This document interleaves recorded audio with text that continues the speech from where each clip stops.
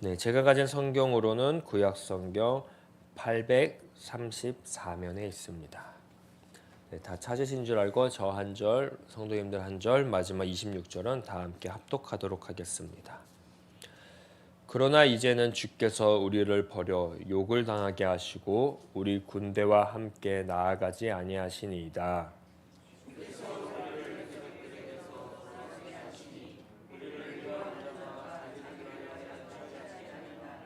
주께서 우리를 잡아먹힐 양처럼 그들에게 넘겨주시고 여러 민족 중에 우리를 흩으셨나이다.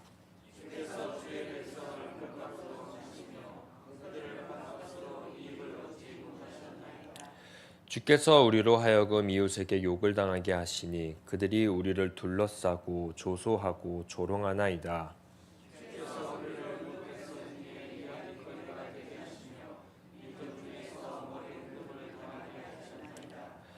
나의 능력이 종일 내 앞에 있으며 수치가 내 얼굴을 덮었으니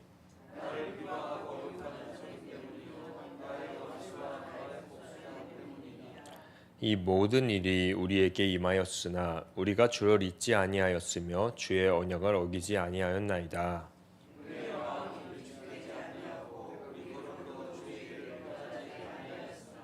주께서 우리를 승냥이의 초소에 밀어넣으시고 우리를 사망의 그늘로 덮으셨나이다.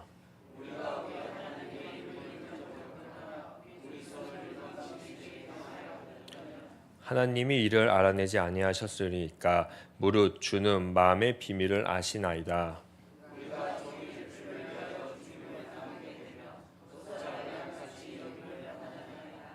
주여 깨소서 어찌하여 주무시니이까 일어나시고 우리를 영원히 버리지 마소서.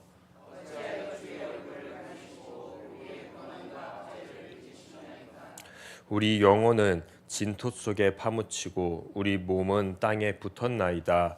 일어나 우리를 도우소서. 주의 인자하심으로 말미암아 우리를 구원하소서. 아멘. 내 아버지여 만일 할만하시거든 이 잔을 내게서 지나가게 하옵소서. 그러나 나의 원대로 마옵시고 아버지의 원대로 하옵소서 하시고. 아멘. 예수님의 말씀입니다. 너무너무 두려운 그 십자가의 고통이 이제 눈앞에 다가오셨습니다. 그래서 예수님은 하나님 앞에 기도합니다.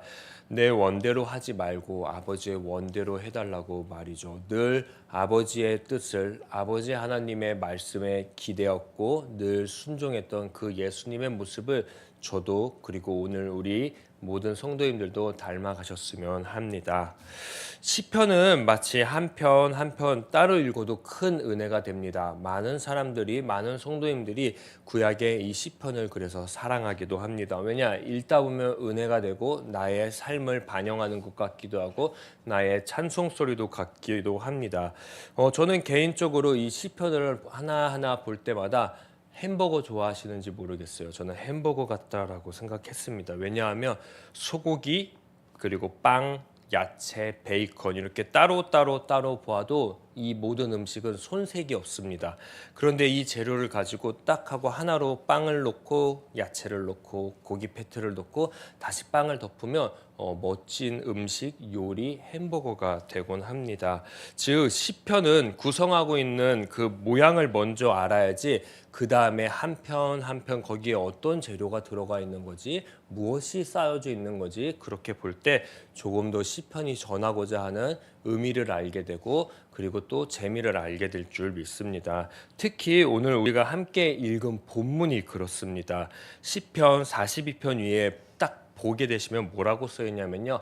제2권이라고 써 있습니다.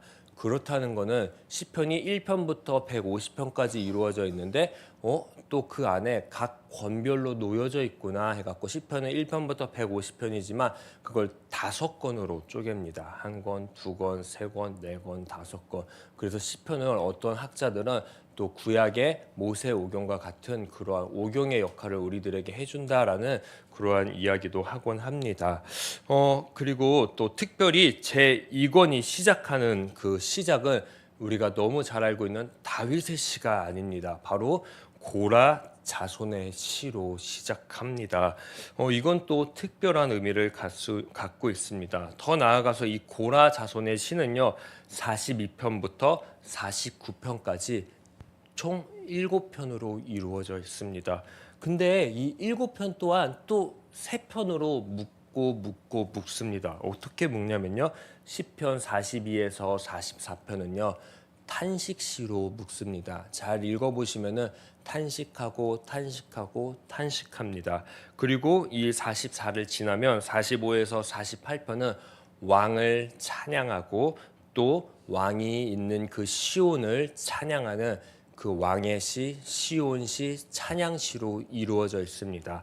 그리고 고라 자손의 시가 이제 마무리되는 49편은 지혜로운 이야기들로 삶에 이런 지혜가 있어야지 살아갈 수 있다라고 하면서 49편은 지혜시로 마무리를 짓습니다. 즉 탄식의 삶을 벗어날 수 있는 방법이 있다. 그건 뭐냐 하면 왕, 시온, 그리고 찬양이다. 그런데 이 속에는 무엇이 필요하냐면 지혜가 필요하다라고 고라 자손의 시를 통해서 먼저 시편 제2권이 이야기하고 싶은 것을 서론에 이야기하고 있는 것입니다. 우리가 함께 읽은 시편 44편은 크게 또 두 단락으로 나눕니다. 1절에서 8절 우리가 읽지 않은 단락이죠. 그리고 또 하나는 우리가 함께 읽은 9절에서 26절의 말씀으로 이루어져 있습니다. 1절에서 8절 내용은 우리가 읽지 않았지만 정말 좋은 내용들이 적혀 있습니다. 바로 뭐냐면 옛적부터 하나님께서 우리와 함께 하신 일에 대한 이야기가 적혀 있습니다. 하나님은 우리를 적에서 구원해 주시는 분이야.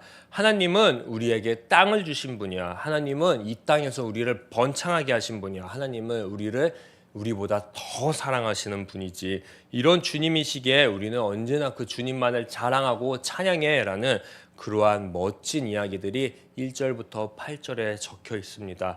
그런데 자세히 보게 되면은 1절에서 8절 내용은 현재의 내용이 아니라 다 과거 우리 조상에게 임했던 그 하나님의 일하심이었습니다. 그래서 그러나로 이제 시작하는 9절 우리가 오늘 함께 읽었죠. 그 9절은 정반대의 모습, 굉장히 암울한 모습만 적혀 있습니다. 우리를 버리셨고 우리를 치욕당하게 하시고 우리와 동행하지도 않습니다.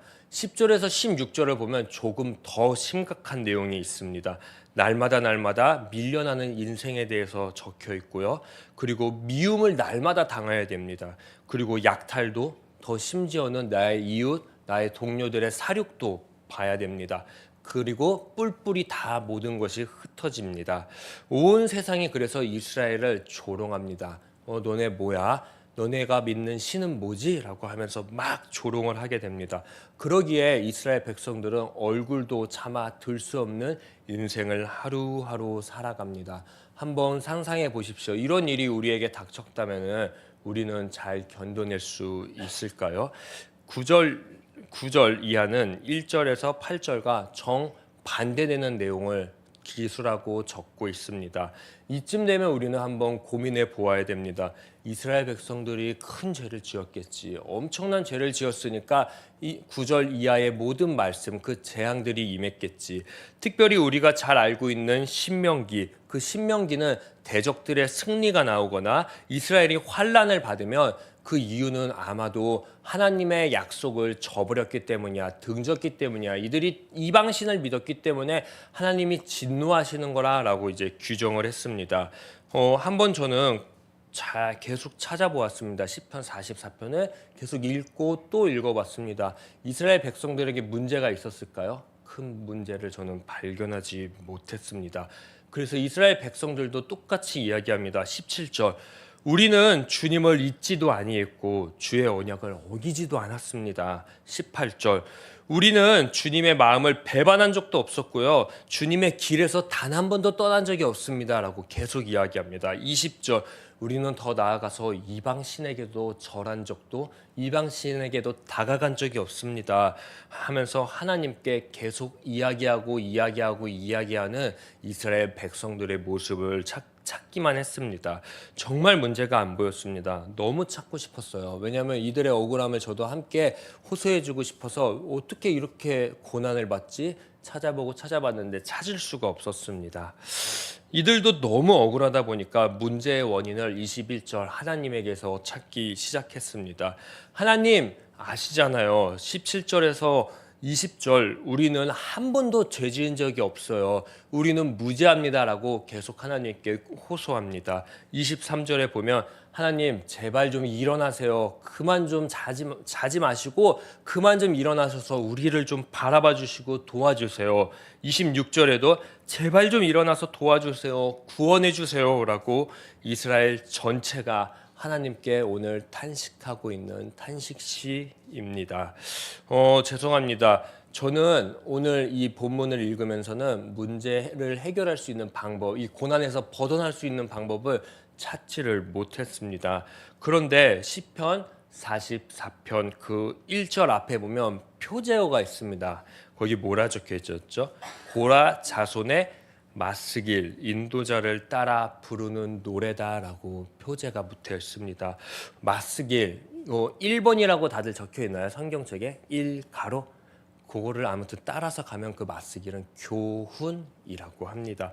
고라자손의 교훈이 오늘 44편이라는 건데 이게 무슨 교훈일까요? 하나님은 주무시는 분, 듣지 않으시는 분, 우리의 고통을 가만히 내비두는 그러한 분일까요? 시편 44편만 보면은 그러한 분이라고 이야기도 할 수 있을 것입니다. 그러나 제가 오늘 서두에서도 이야기했습니다. 시편은 한 편 한 편 보아도 되지만 시편은 전체 묶어서도 보아야 된다고요. 시편 42편부터 49편까지 누구의 시라고 이야기했죠? 고라 자손의 시라고 이야기했습니다. 아마도 고대 사람들은 이거를 만났을 때 이 고라 자손의 시를 한 번에 묶어서 읽었을 것입니다. 그럼 한번 그 묶어서 읽으면 어떻게 우리에게 적용할 수 있는지 한번 적용해 보고 싶습니다. 42에서 44 그 깊은 탄식의 시간을 걸어가고 있습니다. 하루하루도 장담할 수 없는 인생의 탄식 말이죠. 그래서 많은 사람 이스라엘 백성들을 요청합니다. 주님 제발 좀 일어나 주세요. 깨어나 주세요. 우리 정말 못 살겠어요. 도와주세요라고요. 그런데 시편 49편 마지막이 이야기합니다. 덧없는 사람의 소리를 너네가 의지해서 그렇다. 인간의 왕을 날마다 의지하는구나. 그리고 특별한 지인들의 이야기를 의지하는구나 라고 말이죠. 그리고 더 나아가서 시편 49편은 너네들 물질들을 의지하고 있구나 라고 이야기를 합니다. 그러다가 시편 44편에서 그 모든 것을 벗어날 수 있는 단 하나의 키워드가 있다. 그거는 시온에 자정하신 45에서 47편 하나님 진정한 왕 하나님만 의지하는 것이다. 그것을 늘 기억하고 삶에 늘 적용했으면 좋겠다라고 고라자손의 이 지혜의 시를 통해서 계속 하나님은 이야기했습니다. 저는 고민했습니다. 사순절에 왜 시편 말씀이지 복음서 말씀이 아니라 어쩌면 예수님의 인생이 시편 42에서 44편과 같다. 늘 탄식의 소리, 고난의 소리, 인생이 어디에 기댈 곳 없이 힘든 삶을 보여주시는 그러한 삶이었던 것 같습니다. 아무 이유 없이 고난받으셔야 됐습니다. 단지 하나님의 아들이라는 그 이름을 가지고 있는 것 때문에 말이지요. 고난에서 벗어날 수 있는 방법, 예수님의 힘으로는 어떤 고난도 벗어날 수 없었습니다. 어쩌면 우리의 인생도 삶도 똑같을 수 있습니다. 고난 안 받을 수도 있었습니다. 그런데 그리스도인이어서 우리에게 찾아오는 고난들도 있을 것입니다. 여러 방면에서도 말이죠. 그리고 이 고난을 당장에 우리가 또 벗어날 수도 없을 것입니다. 예수님은 고난에서 벗어나기 위해서 짧게는 3년, 길게는 33년 걸리셨습니다. 우리도 몇 년 걸릴 줄 모릅니다. 마음의 고난, 육신의 고난, 관계의 고난, 정신적인 고난, 또 직장과 삶에서의 수많은 고난 등에서 말이죠. 예수님을 믿는다고 당장에 이런 고난들이 사라지진 않습니다. 어쩌면 시간이 지날수록 오늘 이 고라자손의 시처럼 더 악화될 수 있습니다. 허나 분명한 것은 있습니다. 시편 42에서 44편 이 긴 고난의 시간이 지나간다는 것입니다. 그리고 그 그 시간이 지나면 시온에 좌정하시는 하나님이 등장한다라는 것입니다. 분명한 거는 그 시온에 등장하시는 그 하나님께서 날마다 우리에게 시선을 인도하는 시선이 있습니다. 그건 바로 시편 1편의 말씀입니다.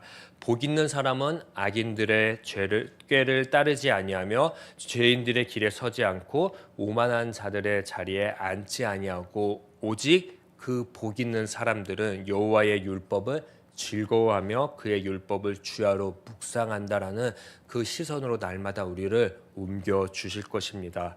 어떤 상황 가운데에도 시온에 자정하신 그 진정한 왕 여호와의 율법을 즐거워하기를 하나님은 그 누구보다 원하십니다.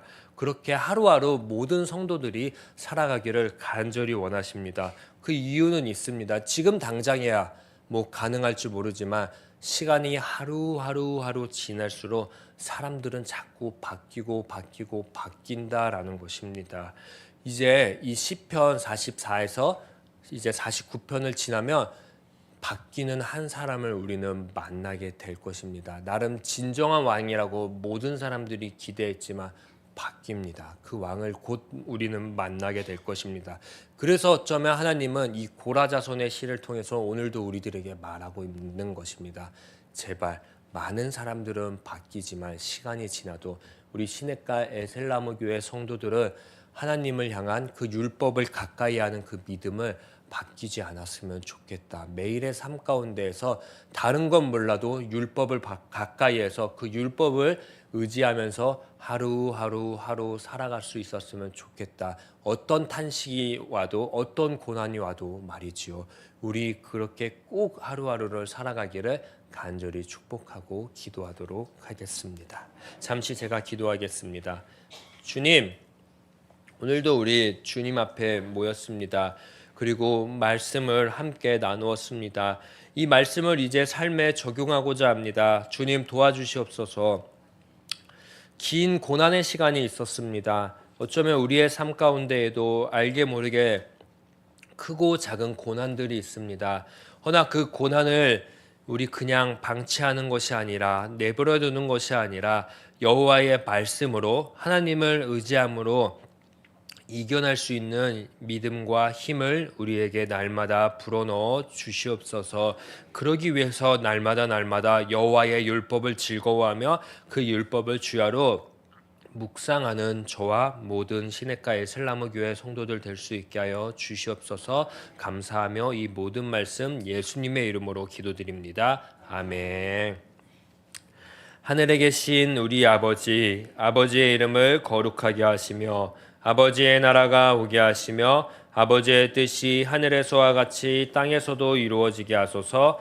오늘 우리에게 일용할 양식을 주시고 우리가 우리에게 잘못한 사람을 용서하여 준 것 같이 우리 죄를 용서하여 주시고 우리를 시험에 빠지지 않게 하시고 악에서 구하소서. 나라와 권능과 영광이 영원히 아버지의 것입니다. 아멘. 우리 이 시간 함께 기도할 때는 시간이 지나도 온전히 여호와의 말씀을 가까이 할 수 있는 저와 모든 성도들 되게 해달라고 그렇게 기도하면 좋겠습니다. 그리고 두 번째로는 내가 품은 태신자, 장결자를 위해서 우리 이 시간 함께 주여 한번 외치신 뒤에 합심해서 기도하도록 하겠습니다. 주여! 사랑과 은혜가 많으신 하나님 아버지, 우리들의 삶 가운데에 오직 여호와의 말씀을 즐거워하며 그의 율법을 주야로 묵상할 수 있는 믿음과 힘을 주시옵소서. 어떤 역경이 찾아와도 어떤 고난이 찾아와도 하나님 우리들의 삶 가운데에 예수 그리스도처럼 묵묵히 하나님께 기대어 하루하루를 나아갈 수 있게 하여 주시옵소서. 하나님, 그래도 특별히 우리 사랑하는 모든 성도님들 가운데에 마음의 고난, 육신의 고난, 관계의 고난, 정신적인 고난, 직장과 삶의 수많은 고난이 찾아올 때 하나님 예수님께서 찾아가셔서 우리 성도님들의 마음 하나하나를 만져 주시옵소서. 그래서 여호와의 율법, 여호와의 말씀을 날마다 넣어주셔서 그 고난의 삶, 힘듦의 삶을 그 탄식의 소리를 찬양의 소리로 바꿔주실 줄 기대하고 소망합니다. 그렇게 우리 사랑하는 성도님들 한 분 한 분들이 그 긴 탄식의 소리를 지나서 고난의 시간을 지나서 하나님만을 찬양하는 그 삶을 날마다 살아갈 수 있게 하여 주시옵소서. 그 용기, 그 힘, 우리 모두 먼저 경험한 사람들이 날마다 보여주며 살아가는 우리 시냇가 에셀나무 교회 될 수 있게 주님 하여 주시옵소서. 도우시고 역사하시고 함께하여 주시옵소서. 주님, 우리 시냇가 에셀나무 성도님들의 삶 가운데에 깨어나 주시옵소서. 일어나 주시옵소서. 깨어서 구원의 손을 펼쳐서 날마다 우리들의 삶 가운데에 어제도 오늘도 내일도 함께하여 주시옵소서. 우리 또한 다짐하겠습니다. 진정한 왕이신 예수 그리스도만 날마다 믿고 나아가겠습니다. 우리들의 삶 가운데에서 변함없이 진정한 왕 되신 예수 그리스도 하나님의 그 말씀만을 가까이 하겠습니다. 세상의 조언들을 가까이 하는 것이 아니라, 세상 사람들의 말을 가까이 하는 것이 아니라, 주변 사람들의 그 친분의 말에 흔들리는 것이 아니라 온전히 여호와 하나님의 말씀에만 의지하며 나아가는 우리들 될 수 있게 하여 주시옵소서. 그 말씀만을 굳게 붙잡고 하루하루 오늘도 살아갈 수 있게 하여 주시옵소서. 주님 함께 하소서.